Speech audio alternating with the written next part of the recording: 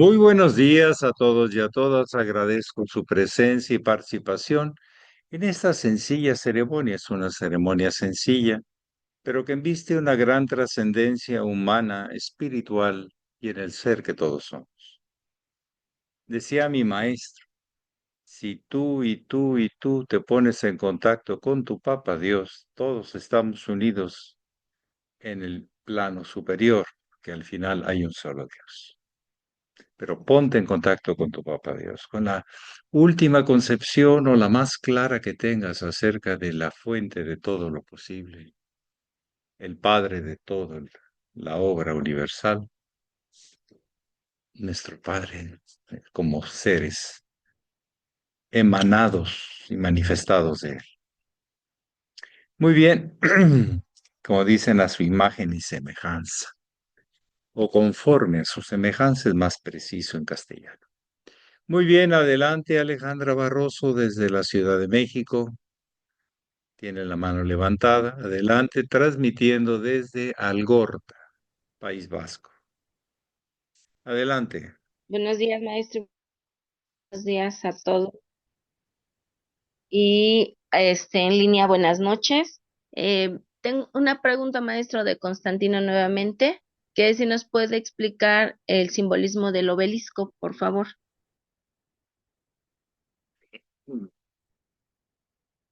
Los sabios egipcios y que recibieron mucha sabiduría de otras culturas, posiblemente predoluvianas, pero ya la primera y segunda dinastía de los egipcios ya estaba muy avanzada en su concepción de la vida, del universo y de todo. Se habla de los atlantes y de otros, pero al final los egipcios lo manifestaron y hacían un planteamiento que esta realidad tiene cuatro aspectos: el material, el energético, el mental y el espiritual. Y todos ellos van buscando un centro común y vienen de un centro común, están expandiéndose y contrayéndose. Pero hay un gran camino vertical que le da sentido y propósito a ese encuentro, porque desde más arriba se alcanza a ver más perspectiva, más claridad. Entonces, el ascenso representa esa unidad, claridad, visión de la vida y sus grandes repercusiones en el tiempo y en el espacio. Y eso precisamente lo marcaron como un camino de evolución de la conciencia. Y por eso pusieron dos grandes obeliscos en Luxor. Uno se lo llevó Bonaparte a París y el otro fue cedido a la ciudad de Nueva York. Pero en él se habla de ese gran camino a través de jeroglíficos, de cómo ir alcanzando una perspectiva y una visión más clara, porque a veces estamos metidos en el bosque y no vemos más que el árbol más cercano, pero desde arriba vemos ese valle y más valles y el maravilloso espectáculo del cielo que lo abarca. Entonces, el obelisco representa el plan de la evolución, el plan evolutivo de la conciencia y sus misterios, sus consignas, como ellos le llamaban, sus conjuros. Quiere decir tus compromisos, porque la conciencia genera un compromiso en forma natural.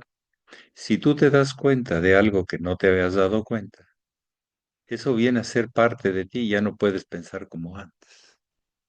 Tienes que integrar todo lo que tienes a una nueva visión, a una cosmovisión, un orden, donde encajan más cosas y participan de un todo funcional en el plan universal, en el orden universal, que sería lo mismo decir en el plan cósmico. Cosmos habla de orden. Entonces por ahí va la cosa, es un planteamiento que también nuestros ancestros americanos mexicas planteaban cuatro cuerpos de pirámide y un quinto donde se celebraba el encuentro con la fuente, con la luz, el gran sacrificio, pero oficio de lo sacro, y no tanto de andar matando gente inocente. Pero bueno, son planteamientos que nos ayudan a tener un modelo para estar trabajando lo que nosotros, cada uno, tenemos que trabajar, pero de acuerdo a nuestro nivel de compromiso, a nuestra expansión de conciencia, sin obligar a nadie y sin canalizar a nadie, trayendo a toda la humanidad o a los que así lo deseen a un sistema de autorrealización. Es lo que podría comentar así en breve de los famosos obeliscos, que tienen una verticalidad muy especial. Claro, y sus pirámides con sus diferentes cuerpos pues tenían una gran masa de base, pero el obelisco representaba el ascenso hacia una nueva visión, hacia una visión más clara. Y ahí están en esos obeliscos el planteamiento del mito de Isis, de Osiris y de Horus, etcétera, etcétera, que es estados de realización, de comprensión, de descubrimiento, de cómo, por qué y para qué funciona esta maravillosa obra, el universo. Todos nosotros, los humanos, somos un poquito miopes y vemos todo en nuestro tamaño y para nuestra conveniencia, pero el alcance de la obra en la que estamos participando es infinita, mucho más que los humanos, sin dejar de tener el paso, porque decía el hermano mayor, el maestro Estrada, es a través de la forma humana que Dios empieza a conocerse a sí mismo, porque doy testimonio cuando empiezo a darme cuenta de quién es y qué es. Muy bien, adelante, sí, Claudia.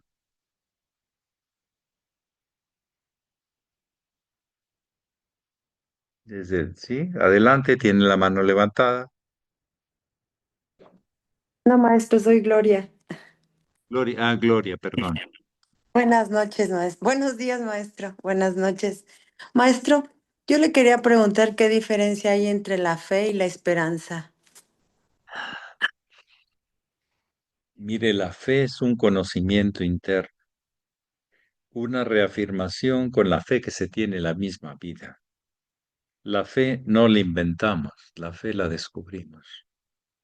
Cuando vemos que un gusanito hace unos esfuerzos increíbles para sobrevivir, cuando vemos que las estrellas no mueren por mucho tiempo, que sus ciclos son muy grandes, que todo hay un orden y un principio de obra, donde cada parte es importante dentro de los escenarios que se tienen que representar.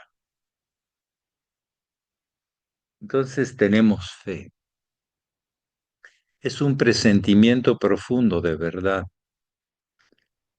pero como dice el mismo texto, primero veréis mis reflejos y después me veréis cara a cara. O sea, la fe nos impulsa, pero todo es lo mismo que impulsa al universo. Me puede impulsar a mí, pero a veces mi ego y mis pesimismos y mis visiones demasiado pequeñas, pues no me dan capacidad para verlo en otro sentido. Entonces la fe mueve montañas, con fe se puede sanar, pero hay que tener fe en lo más profundo, en la que es inagotable. La verdad, la fuente, el Padre, es inagotable. Y sin embargo, es, va dejando manifestaciones, va dejando manifestaciones. Entonces, tener fe. Esperanza. Yo les digo que hay dos esperanzas, Esperanza González y Esperanza Gutiérrez. Una de ellas espera que le lleguen las cosas. Está esperando que llegue el novio, está esperando que le llegue el Salvador, está esperando. Y está esperando y esperando y esperando. Y hay otro tipo de esperanza, la otra, que como tiene esperanza, camina, busca y sabe que va a encontrar algún día. Es también un presentimiento, la fe es como un tipo de esperanza, de presentimiento de verdad, pero depende del tipo de esperanza. No sé si me expliqué con los dos tipos de esperanza, una la Gutiérrez y la otra. No, no hacen lo mismo. No. Entonces, es importante que definamos de qué tipo son. Estamos esperando que nos llegue. Es como un día me dice una chica, maestro, es que no encuentro el hombre de mi vida. Y, y- y pues espero y no llega. ¿Qué hago? Y le dije, a ver, ¿qué haces tú en tu diario vivir? No, pues me levanto, voy a la escuela, me regreso y me quedo en mi casa. No, pues ahí en tu casa no te va, ahí no te va a llegar. Tienes que ir a conocer el mundo, a ver qué tipos de hombres hay, si es que te interesa eso. Y de los que veas, pues trata de escoger lo mejor que encuentres para seguirse trabajando los dos. No se trata de que ya lo encuentras hecho y empacado y con su versión final, ¿no? Algunas versiones que te hablan de lo que se puede hacer con esa persona. Pero si tú no sales, no te mueves, no buscas, no va a llegar. O te va a llegar uno que es el peor en nada, lo cual no es nada positivo. ¿Sí se entiende eso de peor en nada? Sí, sí. Sí, sí. Como pues agarro lo único que hay, pues no, lo único, no, hay muchísimo nada más que necesitas darte una vuelta al mundo para regresar a lo que realmente necesitas y quieres. Y necesitas conocer muchos hombres antes de saber qué quieres. Y no digo conocerlos interiormente, solo a veces ya nada más con la parte exterior dices, no, no, no veo gran proyecto aquí. Entonces, la esperanza tiene dos aspectos, la pasiva y la activa. Y la fe, también hay gente que se agarra de la fe, pero no hace nada de lo que dice la fe que hay que hacer. Por ejemplo, una cuestión que mucha gente no acaba de asimilar. Haz la acción sin esperar sus frutos. Si está bien sembrado, llegará. Es enseñanza crística. Pero no te preocupes de los frutos. Esos llegarán cuando tengan que llegar. Pero hay gente que demanda, que exige, que controla y manipula y dice que tiene fe en eso. Pues no, no tienes fe. Precisamente por tus miedos te agarras de todo lo que puedas y de donde que se deje, porque no tienes fe. Con fe puedes entrar a una universidad porque esperas que ahí haya el conocimiento que buscas. Hasta para la ciencia y para el estudio se necesita confianza. Para curarte, hubo un desarreglo. Bueno, pero hay posibilidades de que haya arreglo, pero vamos a buscarlo. Desde mi actitud, desde mi visualización, etcétera, etcétera. Entonces se parecen mucho, pero no son exactamente igual. Esperanza viene de esperar, pero esperas pasivamente o activamente. Y la fe sería practicas tus acciones congruentemente con tu fe o simplemente la tomas de escudo o de espada para combatir tus miedos.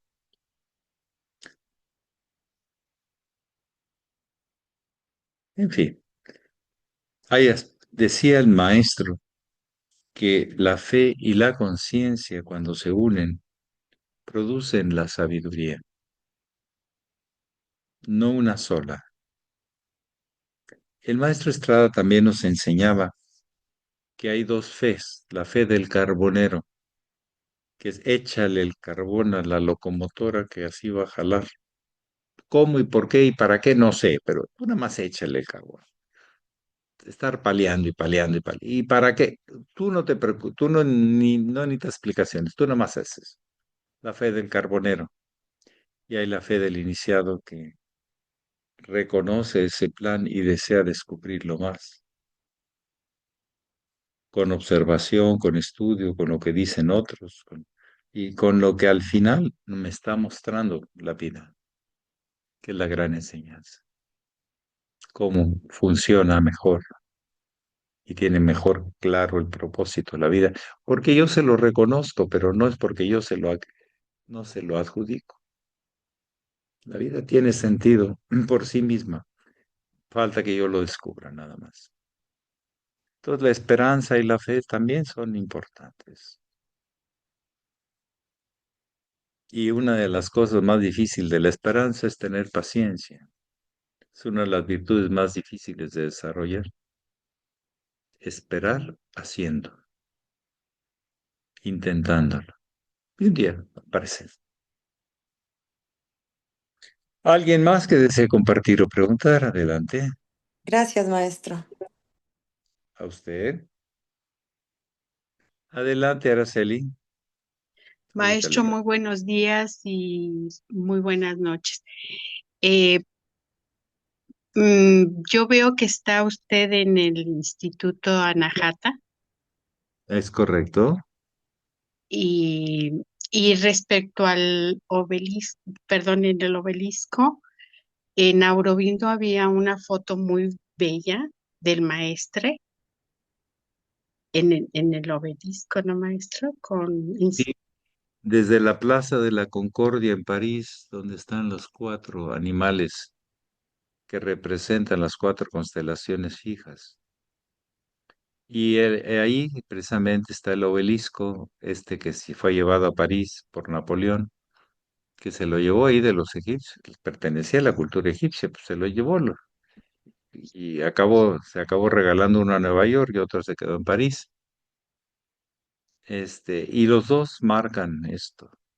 También, si ustedes recuerdan, en el Aram interno pusimos dos obeliscos no era de cuarzo, era de alabastro, donde se movía el camino del sol al norte y al sur, en su extremo de los solsticios, pero siempre dentro de las grandes aspiraciones del norte, del sur, de lo masculino, de lo femenino, etcétera.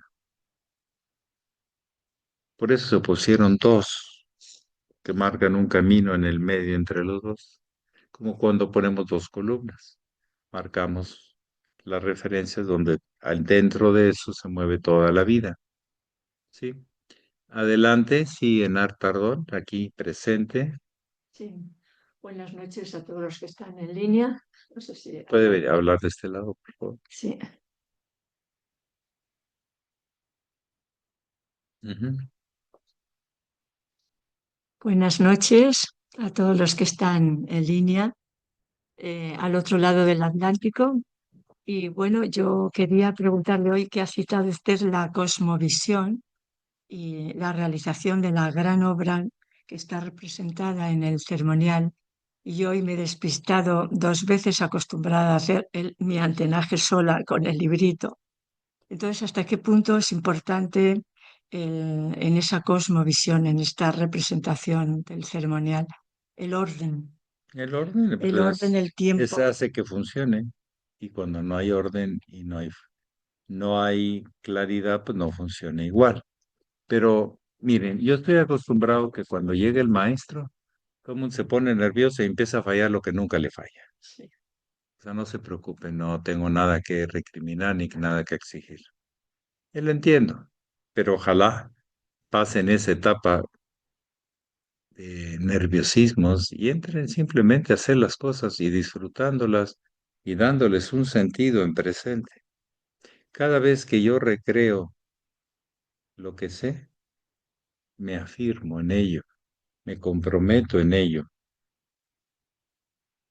tengo más claro lo que sí, lo que no, para mí y para los demás. Entonces no se preocupe. Así se presentan días, situaciones, y lo hay que aprender lo que haya que aprender y seguir adelante. No se cayó el universo porque usted no supo qué hacer, no se preocupe. Simplemente se puso nerviosa, se le fue el santo al cielo y ya, pues no pasó nada. Y seguimos adelante. Y aquí estamos.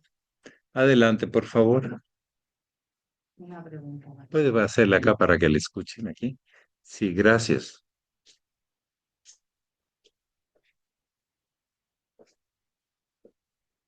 Buenas noches, hermanos. Ah, mira aquí.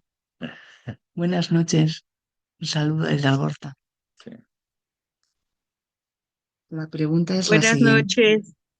Ahora, ahora responde. No, no, no, adelante, adelante. Antes de comenzar el ceremonial, bueno, antes de comenzar el ceremonial, nos ha dicho explicar un poquito, Enar, los elementos que lo componen. Y ha hablado, no me he quedado muy bien con la parte que representa lo trascendental, pero aparte de eso, se puede explicar un poquito todos los elementos de lo que son el Bueno, altar. una primera explicación porque se profundiza y se Pero profundiza. para mí me interesa, es demasiado, ¿no? Mire, La parte trascendental. bien, usamos Gracias. luces más que fuegos. Una fuente que emana y emana luz, calor, y esas son las velas. Y esa luz tiene una particularidad. La luz se suma. La luz no resta, se suma. Las fuentes de luz se suman. Y hay un principio superior de donde ha salido todo. Se ha revelado. Por eso tenemos un fuego hasta arriba. Tenemos, pero a la hora de manifestarse, se manifiesta en polaridad, en iones negativos y positivos. Uno que necesita complemento y otro que aporta el complemento. Y entonces se une. Y eso ha formado el universo. La ionización ha creado el universo y sigue creándolo. La relación entre elementos con valencia negativa y positiva, así se le dice en química. Las valencias somos. Y eso genera el gran proyecto, la relación que hay entre lo femenino y lo masculino, que produce la realidad que está sobre el altar, en 4 elementos: la tierra, el agua, el aire y el fuego, que representan estados de la evolución y desarrollo de nosotros, el cuerpo material, el cuerpo energético, el cuerpo mental y el cuerpo espiritual, alineado con los elementos, producen la realidad en todas sus interacciones. Y nosotros también como humanos. Y eso está representado aquí, más allá de personificaciones. Es digno y tiene su importancia poner puntos de referencia de la alta masculinidad y de la alta feminidad. Aquí tengo a Kuan Yin, la gran madre que produce el Buda, la luz; a Isis, esa luna ascendente que se levanta sobre sí misma para dar un culto a la vida, por sobre sí misma, y es la esmeralda verde que pone por encima de ella misma, o sea, el culto a la vida, a la fotosíntesis. Y así tenemos la dama de Elchin, una dama digna, con mucho porte, que tiene 6 cántaros que se resumen en un cántaro superior. Es una hermosura de los famosos. ¿Eh? ¿Sí? Ah, de los famosos habitantes que hubo ahí de Murcia y de todo eso, que son los. Las pesas. No, Carteso. Los fenicios no eran. No, no, mucho antes que los fenicios, los hispánicos, los ibéricos, los ibéricos.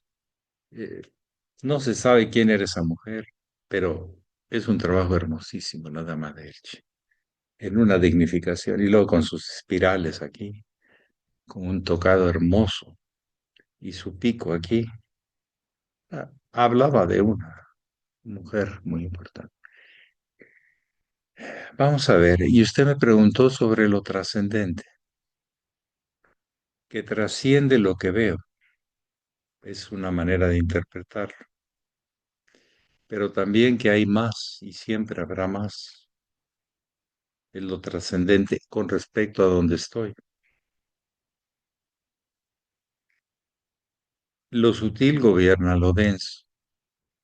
Entre más me vaya a lo sutil, más posibilidades hay que entienda el orden de cómo está conformado lo denso o lo manifestado. Trascender significa incorporar la experiencia a mi alma y ya no tenerla que buscar porque ahora estoy buscando algo más. Trasciendo eso y lo incorporo, que es muy importante, para seguir buscando más. Lo trascendente es inagotable. Inclusive aún un objeto en la materia puede ser un objeto de estudio inagotable, pero en el mundo de lo trascendente, lo que trasciende su forma o su preconcepto o su idea. El mundo de lo trascendente no está en las ideas ni en las formas, sino en el origen mismo y el propósito mismo para la cual mueve ese aspecto del universo, de las esferas llamadas así por Pitágoras, el mundo de las esferas. Pero lo trascendente no es lo que yo invento, es lo que descubro, que siempre estuvo ahí, pero que no lo había trascendido a su forma. Otra forma de entender lo trascendente es transitar e incorporar el camino a ti mismo. Tú eres el camino, eres la meta y eres su inicio. Date cuenta, todo regresa al ser, no a tu persona. Te llames como te llames, la forma que tengas, sino regresa a lo esencial que compone todo lo demás, por lo tanto somos uno. Esto yo lo asimilo un poquito a la química. Es un modelo que nos sirve hasta un punto. Los minerales, el fósforo es amarillo, el calcio es blanco, el fierro es gris oscuro, el mercurio es gris claro, el hidrógeno pues no se ve, el oxígeno produce colores azules, etcétera. Cada elemento produce y funciona para algo en la vida y lo va descubriendo en su propio camino. Sin embargo, yendo más a fondo a lo subatómico, todos están compuestos de electrones, de protones, de neutrones y demás. Toda la diferencia entre un elemento o una manifestación y otra es su cantidad de átomos, de electrones, protones, la cantidad y el orden que tienen. Por eso funcionan diferentes, pero no es que sean diferentes, funcionan diferentes, pero están compuestos en lo subatómico de lo mismo. Entonces, si yo comprendo lo esencial y trasciendo lo substancial, en un universo se hace una realidad, unidad y diversidad son uno. Se vuelve consciente el universo. Diferentes, pero a la misma vez son uno. Este modelo de la química nos ayuda a entender que muchas veces no es que seamos diferentes, sino las composiciones. Por ejemplo, a nivel genético en el genoma humano, el simio y el humano tienen menos del 1% de diferencias. Venimos de ahí, pero hemos agregado otras cosas, supuestamente, supuestamente. Y entre los humanos, muy poco porcentaje nos hace diferentes. Lo más impresionante, si ustedes ven, alguien es doctora o médico aquí, ¿no? Bueno, ustedes abren un ser humano y van a encontrar las mismas arterias, las mismas venas, ¿o no? Pero de diferente tamaño o grosor, lo que sea, pero ahí están igual. Y los mismos huesos, ¿m? Y las variantes de sangre serán enzimáticas, pero la base es la misma. Entonces, entre los humanos, menos somos diferentes, un porcentaje más pequeño. Y aún así, pues unos salimos grandes y otros chaparritos y otros gorditos y otros flaquitos y unos de carácter así y otros de carácter así, con los ojos no sé qué, pero es un porcentaje muy pequeño. Al fin vemos, olemos, claro, con diferentes intensidades de acuerdo al desarrollo del alma, de qué es el almacén de las experiencias, depende de eso. Y su karma, o sea, lo que genera en el tiempo, en el espacio, en sus repercusiones. Cómo impacta la vida en sí misma y se va dando así. Porque yo todo lo que hago y lo que dejo de hacer, genero causas que se convertirán en efectos o en repercusiones. Es otra manera de decirlo. La sea consciente o sea inconsciente. Entonces, lo trascendente es aquí, pero esencialmente. Y es aquí sustancialmente en la forma presente. Pero las formas cambian, lo esencial no cambia. Es de lo que se compone todo. ¿Sí? Llegar a comprender esa unidad en la diversidad es el plano trascendente, que trasciende la forma, es la idea. Bueno, la última y nos vamos porque ya es la hora. Ya nos hemos pasado un poquillo. Adelante, pues no, no, adelante, puedes. Está bien, perfecto. Mi pregunta tiene mucha, Nada más eleve la voz hasta donde sí, pueda. es quizá muy profunda, que no sé si es el momento ahora o no. Realmente, ¿quiénes somos y de dónde venimos? O sea, se puede dar para... Somos lo que somos. El ser se define a sí mismo, no tiene comparación. Estamos es otra cosa. En el castellano hay el ser y el estar, que son diferentes, ¿sí? Estás así, pero si estás así, puedes estar de otra manera. Pero el ser es tu esencia, es lo esencial, es lo que más allá de la muerte o la forma, de la muerte, de la forma, sigue siendo más allá de la forma. ¿De qué está compuesto? No, no es esencia. Ya se los dije que es electrones, protones como algo esencial, independientemente de la forma y cómo reaccionamos y todo lo demás. Somos luz, somos unidad, universal, somos. Pero fíjense, interesante, hay ser mineral y no es que esté inanimado, porque funciona y tiene su alma y sus conductas. ¿Ok?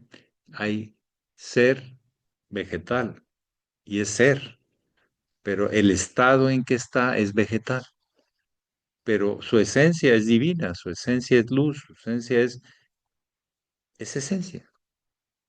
El ser animal, el ser humano, el ser universal, constructor y que hace funcionar la obra divina, ¿sí?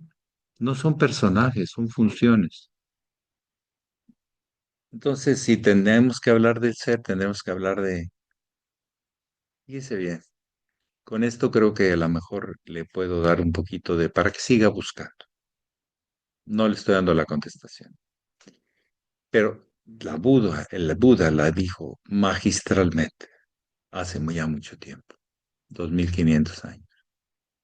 Dijo, les preguntó a sus discípulos, a la Sangha, les preguntó, ¿cuál es la diferencia entre el Buda y una piedra? Entonces los discípulos ahí de la comunidad estuvieron dando su versión, su opinión, porque el maestro los preguntó. Dice, gracias por su versión de lo que ustedes han aprendido, pero ahora les digo lo que yo he aprendido. No era competencia, era simplemente, pues le tocaba a él.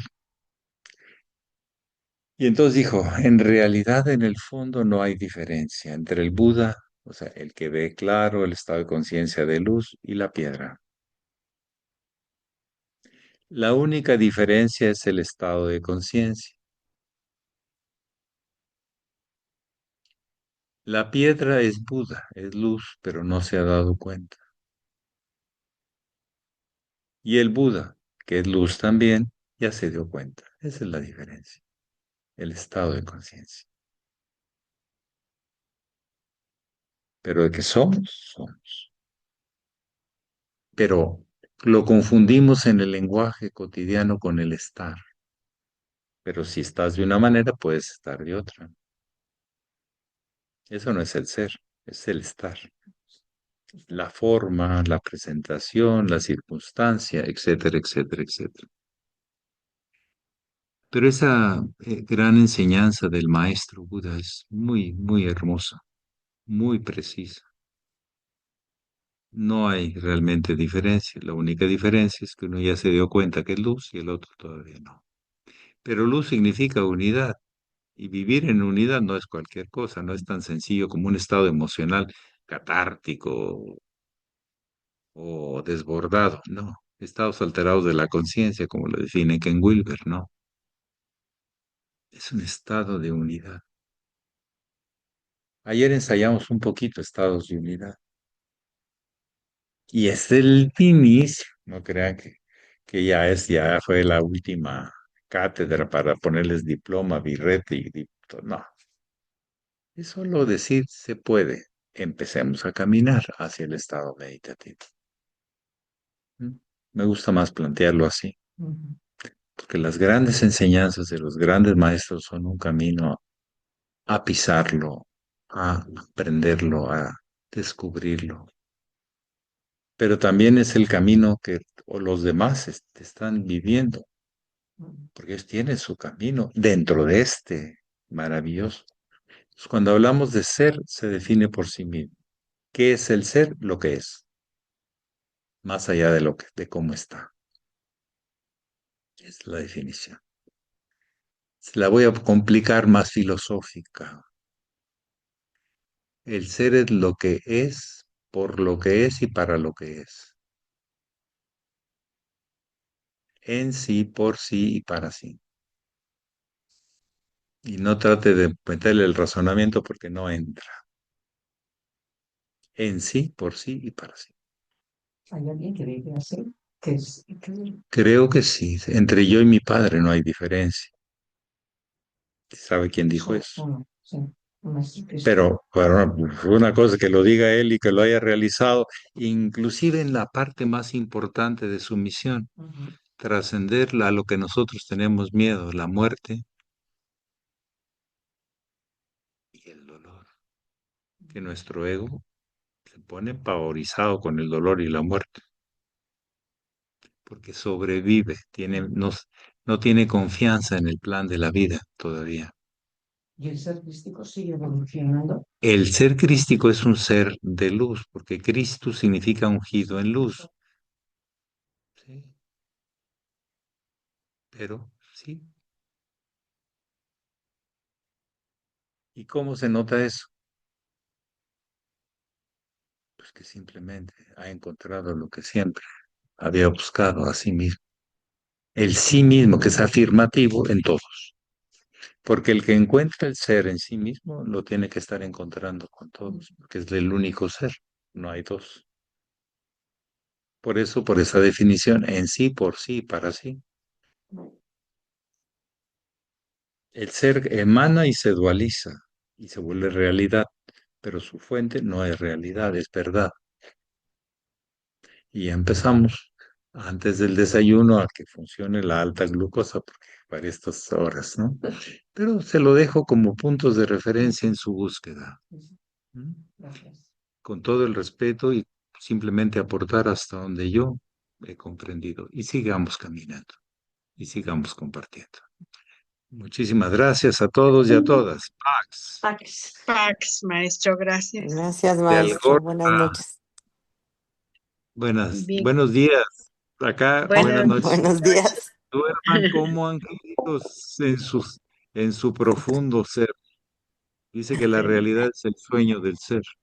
Que el- noches. Pero un día despierta y se da cuenta que siempre ha sido.